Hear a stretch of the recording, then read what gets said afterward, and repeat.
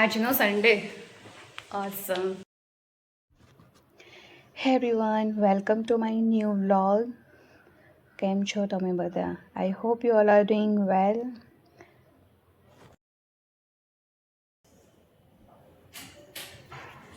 આ video women's ડેના નાઇટનો છે, જે અમે સેલિબ્રેટ કર્યો મારા છોકરાઓ જોડે. અહીંયા હું નીચે મારી વસ્તુ ભૂલી ગઈ છું અને મને એવું થયું કે હું લઈને જ આવેલી છું, છતાં હું લેવા ગઈ. Oh my God. અહીંયા નેક્સ્ટ મોર્નિંગમાં હું લીંબુવાળું પાણી પીવું છું અને હું તમને મોર્નિંગ સીન બતાવું. જે મોર્નિંગ વ્યૂ આવો હોય છે, બ્યુટીફુલ.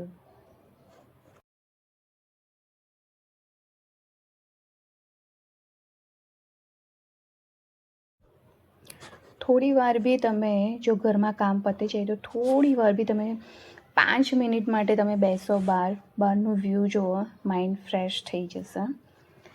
અને અહીંયા હવે હું તમને એક ચાલો તમારી માટે એક ન્યૂ રેસીપી લઈને આવી ગઈ છું. છોકરાઓ માટે આપણે લઈશું ઘઉંનો લોટ, એમાં નાખીશું બનાના અને ઓબ્વિયસલી છોકરાઓનું છે તો 1 ચમચો મલાઈ અને ઇલાયચી પાવડર, અને આપણે એને થિકનેસ રાખવાનું છે. અને આપણે ગોળ નાખીશું. મેં થોડી ખાંડ નાખી છે આમાં. અને હવે આપણે આટલી થિકનેસ રાખવાની છે જે વિડીયોમાં દેખાય છે. અને બહુ પતલું નથી કરવાનું, પતલું કરશો તો બરોબર નહીં બને. આટલું થોડું જાડું રાખવાનું છે થિકનેસ. અને હવે આપણે ઢોસાના તવા પર નાખીશું, જે નીચેથી ચીપકે નહીં. પ્લીઝ ગાઈઝ, તમે ટ્રાય કરજો. તમારા બચ્ચાઓ માટે બહુ જ હેલ્ધી છે અને ટેસ્ટી બને છે. અને હવે આપણે છોકરાઓનું ટેસ્ટ માટે આપીશું, જે આપણને ખબર પડે કે કેવા બન્યા છે. તમે જ જોઈ લો. અને પ્લીઝ તમને મારા વિડીયોઝ ગમતા હોય તો લાઇક, શેર અને સબસ્ક્રાઈબ કરો પ્લીઝ, અને ફોલો પણ કરી લો. અને તમે બી નવી નવી રેસીપી બનાવો, અને તમે કેવી રેસીપી બનાવો છો મને કોમેન્ટમાં જણાવી શકો છો. Thank you guys.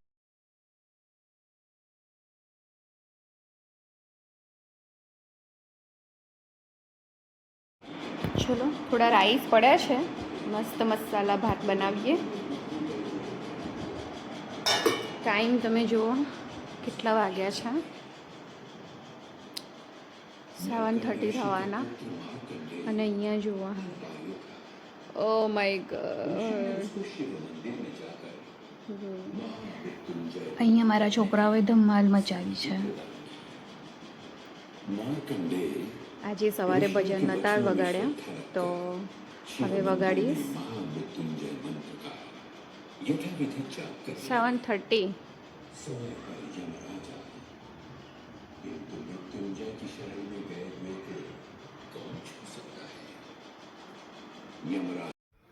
થોડા રાઈસ પડેલા હતા આફ્ટરનૂનના, તો મેં અહીંયા મસાલા ભાત બનાવી દીધો છે.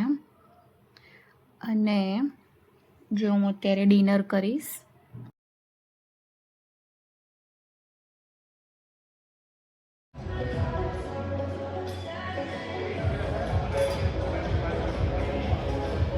અહીંયા હું જીમનો સીન બતાવું છું તમને, જે જીમમાં જઈને આવી. ગાઈઝ પ્લીઝ તમારી માટે થોડો તમે ટાઈમ કાઢો, મીન્સ 30 મિનિટ્સ, મિનિમમ 30 મિનિટ્સ કાઢો. બહુ જ માઇન્ડ ફ્રેશ થઈ જાય છે. જો અહીંયા અમે શોપિંગ કરવા આવ્યા છે અને જનોઈનો પ્રોગ્રામ છે, તો શોપિંગ ચાલે છે.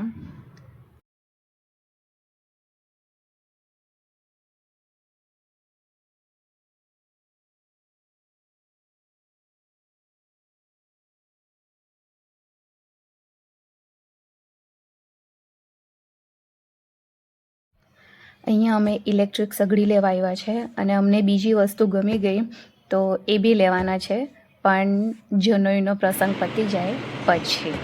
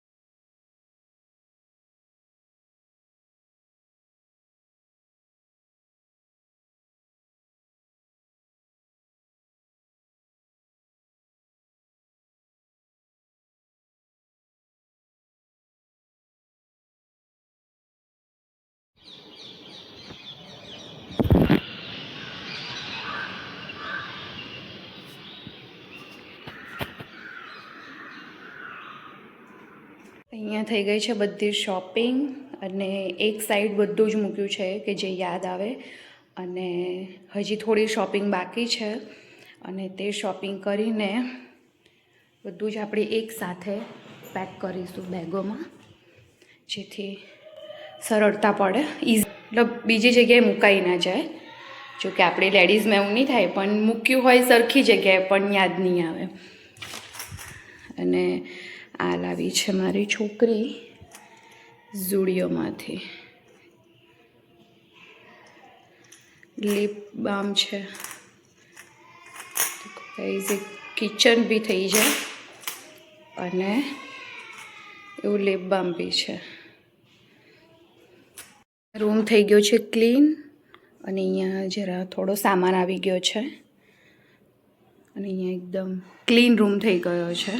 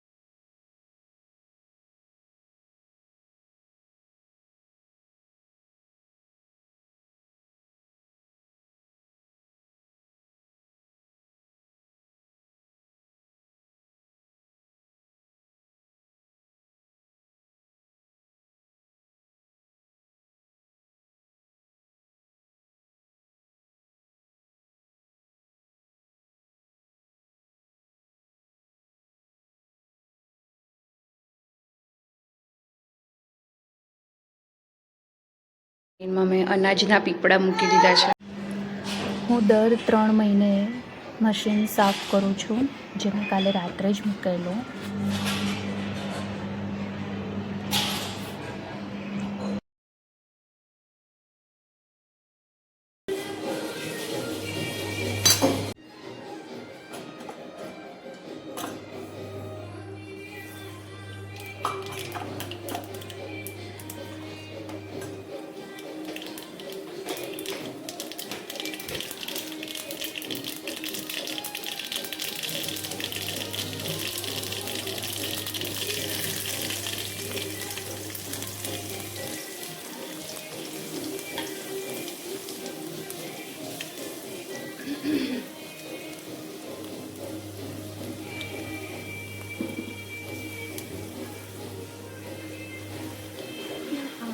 કદી પડતી મારો ગોગોડા પે ચડતી, આવે કદી પડતી.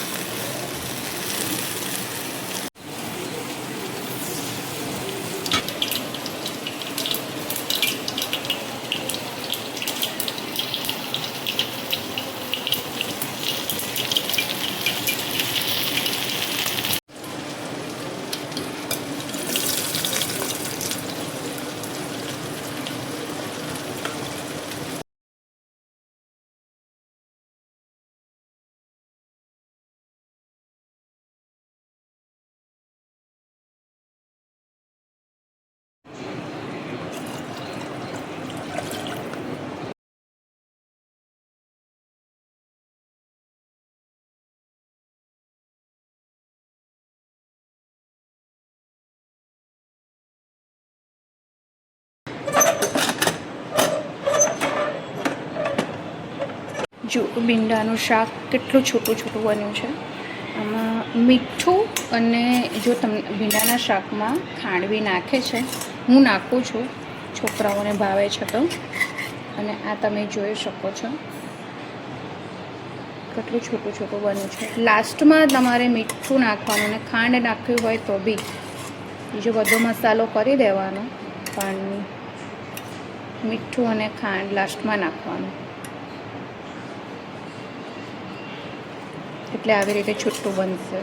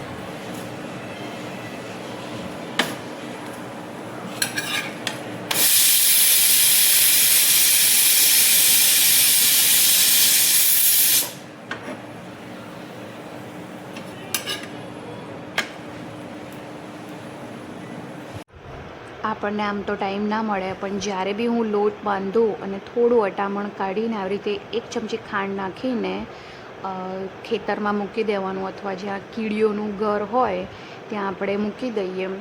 એવરીડે જો આવું કરીએ ને આપણને તો બી આપણને સારું લાગે એમ. તો આપણને એવરીડે ટાઈમ તો નથી મળવાનો કીડીઓને નાખવાનું, પણ જો થોડો ઘઉંનો લોટ વધે તો આપણે આવી રીતે કરી શકીએ છીએ, હે ને? બેસ્ટ આઈડિયા છે ને? તમે બી કરો છો આવી રીતે? Please comment. Thank you guys, bye bye.